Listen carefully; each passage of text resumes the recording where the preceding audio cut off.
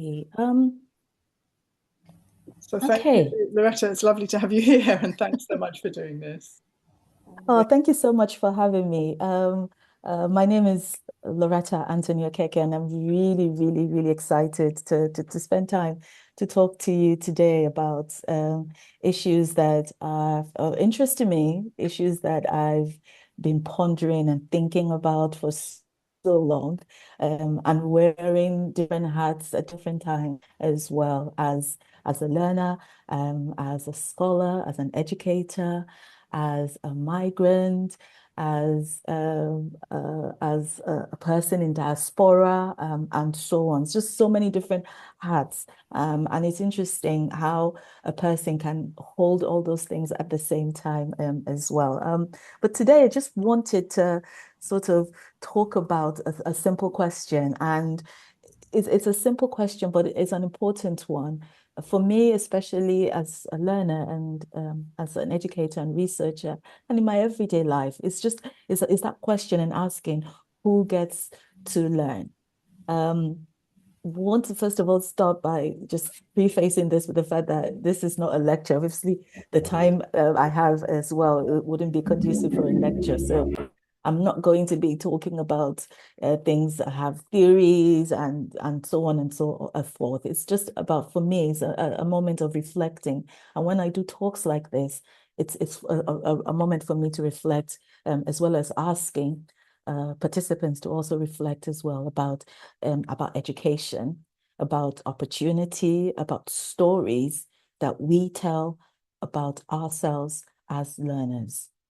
And in my role, in my day-to-day role now, when I'm not teaching on the education programs at the University of Manchester, I'm doing other roles as well, looking at access to higher education, looking at progression, and looking at belonging within higher education as well. So it's allowed me and enabled me to meet loads of people, colleagues, learners, young people as well.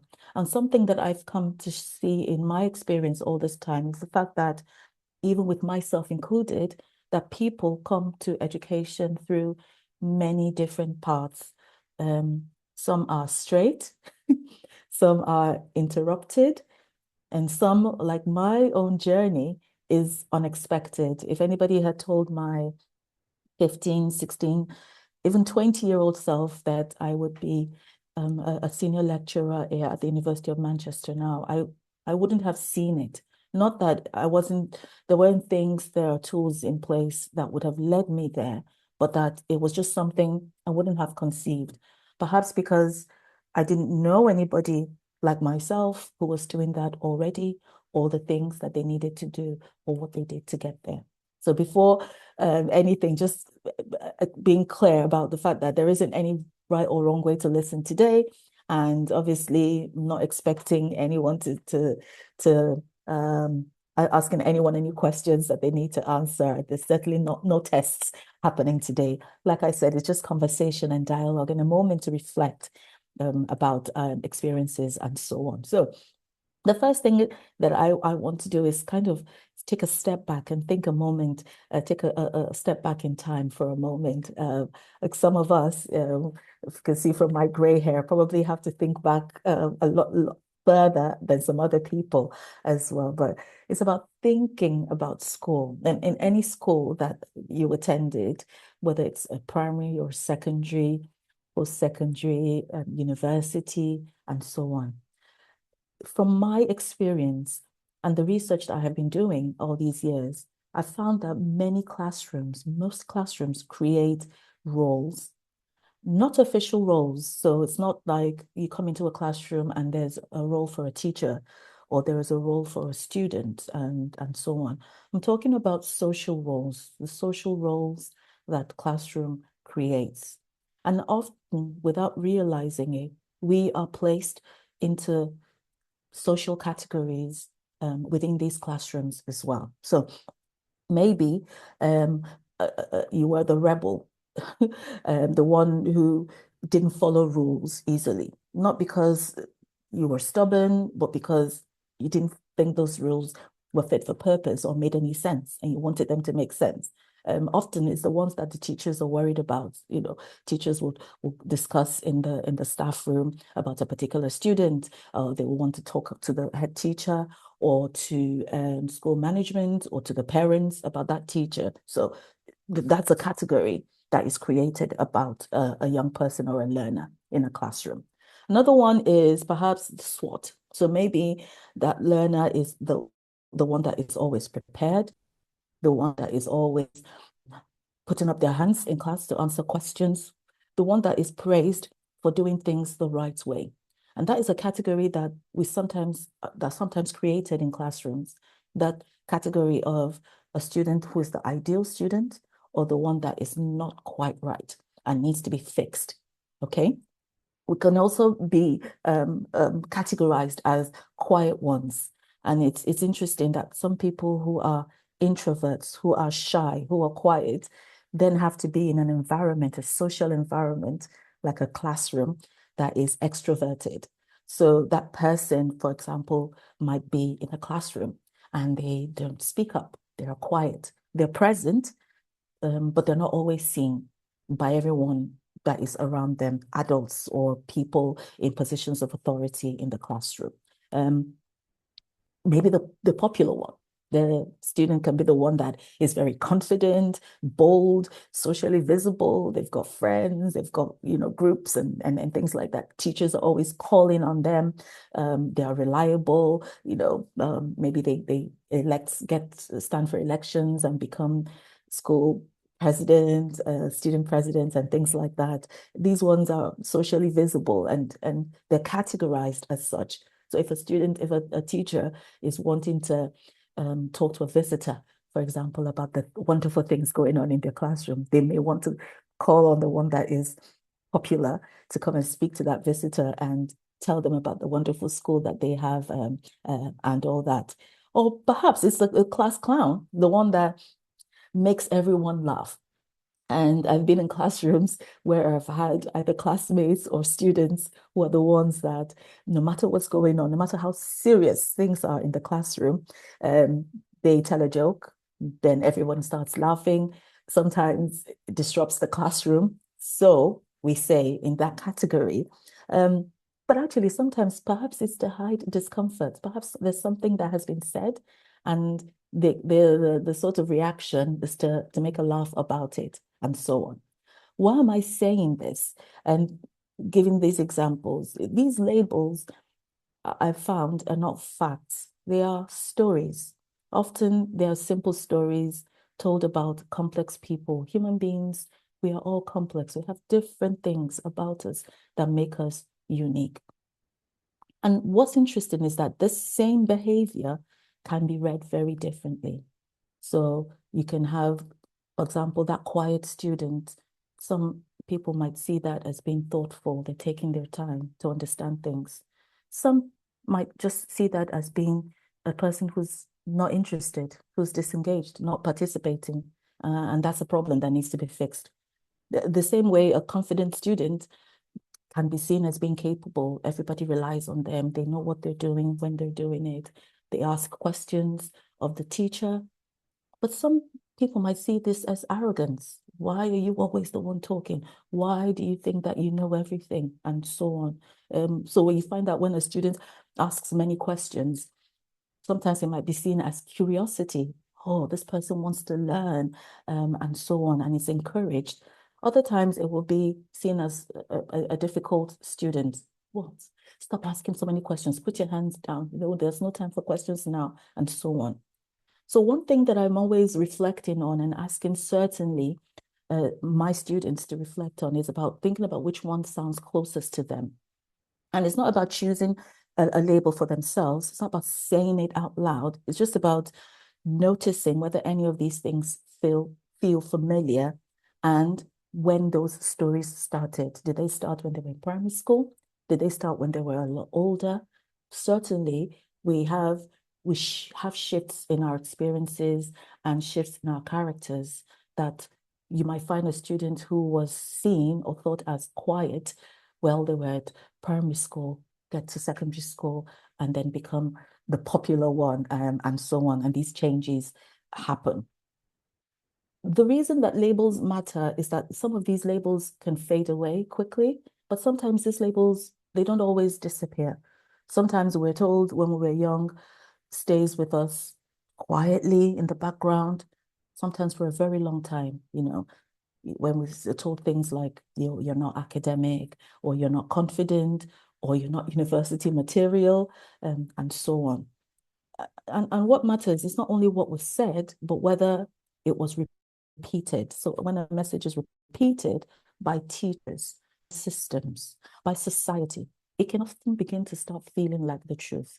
And that's something that we grapple a lot with, particularly in education and different forms of education. So over time, those labels can become internal. We stop saying, they said I wasn't good at this, and then start saying, I'm not good at this. So those labels that people give us, then we begin to start owning them, and then becomes ours. And it doesn't mean that we are weak, that people are weak. It just means that people are human. Okay. So one thing that I've been doing, or I do, and I talk about within education, is that education does not only teach the subject, teach how to teach, for example. I think it also teaches, and certainly has taught me, who I think people are allowed to be. So again, just emphasizing my earlier point that when people come to education through different paths, some straight, some crooked, some interrupted, some unexpected, sometimes the most powerful barrier to learning is not ability. It's not how people got to places. Sometimes it's belief. Um, and sometimes that belief can come from what we're told we are, and whether we believe it, and for how long, and so on. So when we ask who gets to learn, and when I ask that question, when I give talks and all, I'm not just talking about individuals or blaming individuals. We're talking about systems. So let's think about inequality for a moment, and how access to education has never been equal. And that's true across different countries. It's true within countries, within different regions in a country. And it's true even within the same classroom. So for example, two students can sit in the same room and they can hear the same lesson. Maybe it's a maths lesson or a history lesson, but they have different experiences. And those different experiences can be because of language. For example, if the lesson is taught in a language that isn't the first language of one student, but it is of the other, one of them is advantaged. It could be because of money, socioeconomic status, what financial capabilities that they have that can make them relate more to a topic that is being taught about, traveling on holiday. And that would be a different experience for another student, and they can't relate to that lesson because they've not traveled. It could be do with confidence about knowing that they can find their way through this topic, they can understand it, they can do the homework. It could be also different experiences in terms of support. So one student can have support at home, family, loved ones, parents, encouraging them and telling them about things and giving them examples of aspiring to do great things, and another student cannot. So this is a barrier that determines who gets to learn and who doesn't. We can also talk about circumstances as well, and how circumstances shape futures.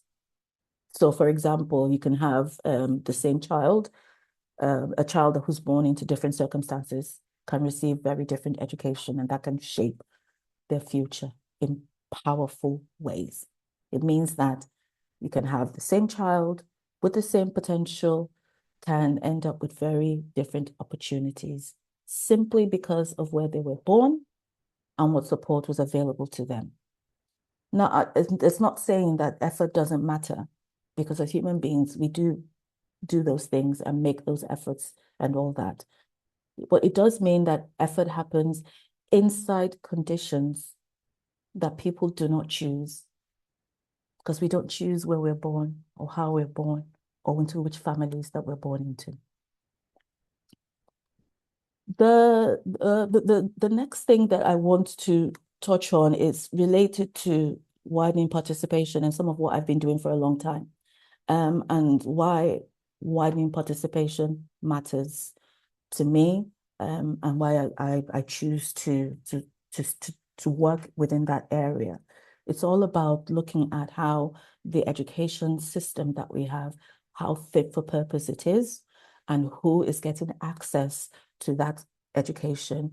And when they have that access to education, transition, how are they belonging within a school, within a university, and how does that belonging then enable them to progress and build a future for them that is both agile and that satisfies them, and their life goals and all. So I want to be very clear about something, that when I say widening participation and the fact that I want a lot of access and participation and belonging and progression, I'm not talking about lowering standards. And I always get that when I speak about this topic a lot. What widening participation for me is about removing the wrong barriers, the barriers that stop talented and capable people, no matter where they're born. What stops them from being seen, heard, supported, and showing what they can do? Sometimes those barriers can confuse confidence with intelligence.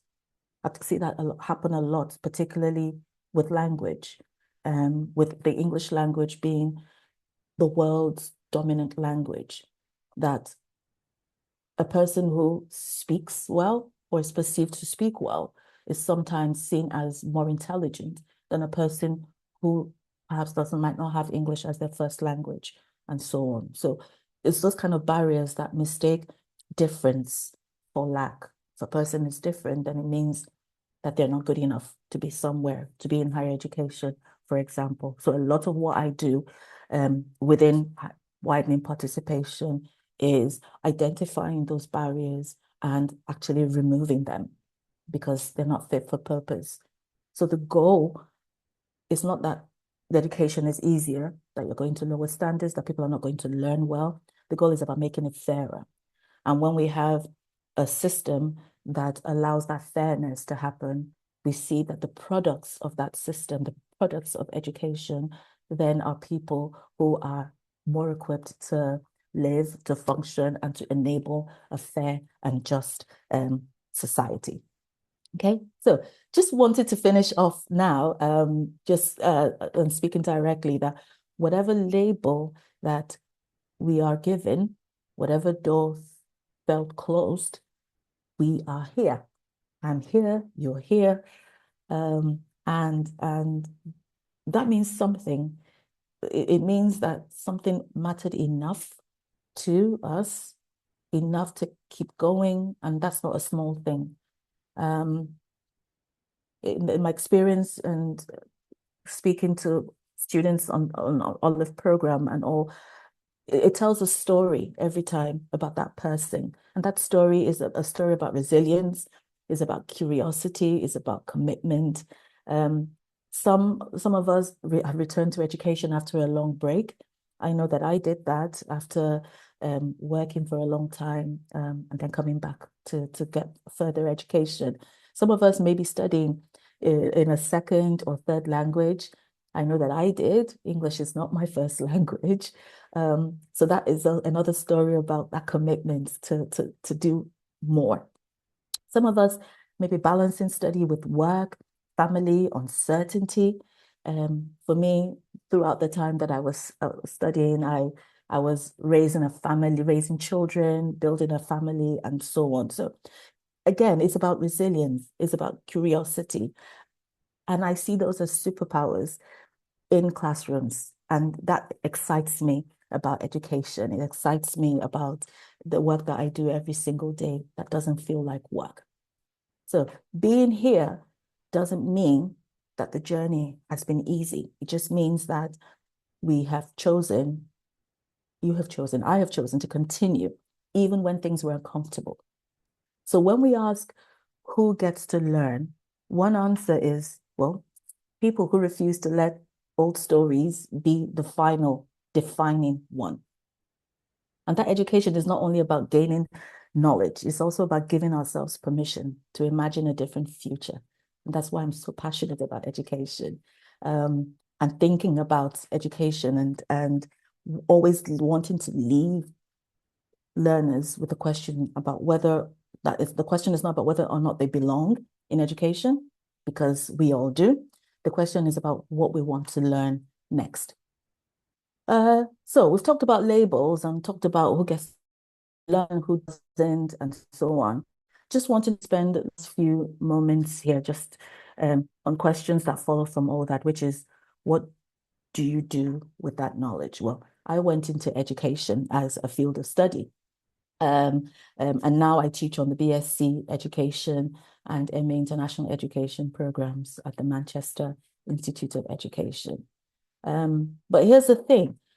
Every single problem that we face as a society, whether it is poverty, whether it is conflict, inequality, climate change, displacement, every one of them has an education question sitting at its heart.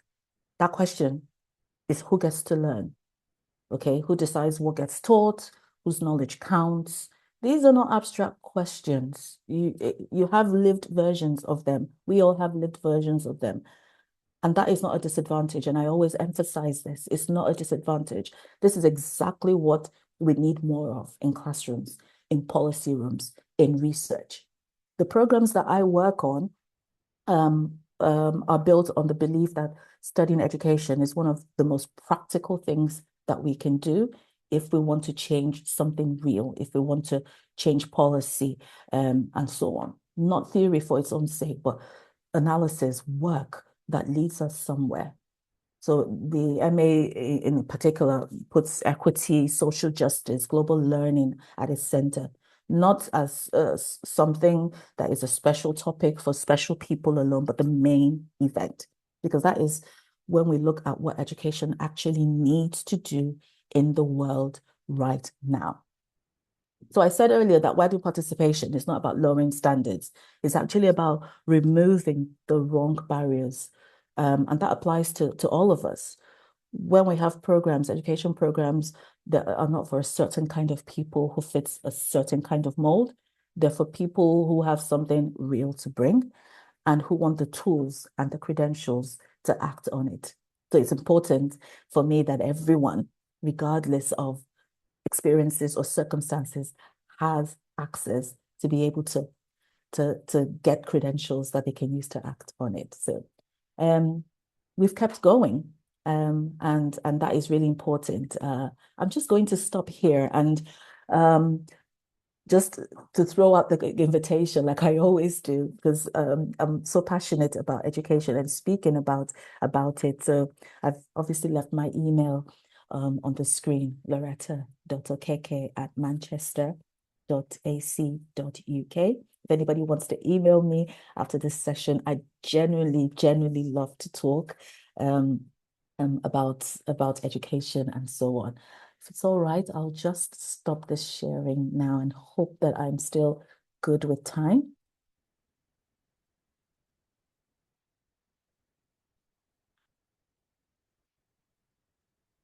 Don't know if there are any questions at all for me at this stage.